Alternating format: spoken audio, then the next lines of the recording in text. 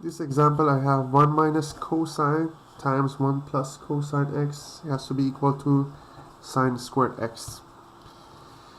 So if I multiply this by this, that by that, so it's going to be 1 times 1 plus 1 times cosine minus cosine x times 1 minus cosine x times cosine. So it's going to be 1 plus cosine x minus cosine x minus cosine squared x. So this cosine and negative cosine, they cancel out, and the answer will be 1 minus cosine squared x. And 1 is sine squared x plus cosine squared x. So these two cancel out. It's going to be sine squared x. Or I can say from difference of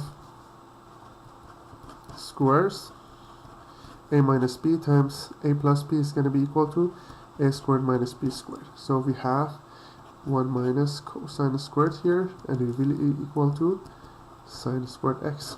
So that's how there are two ways to do this example.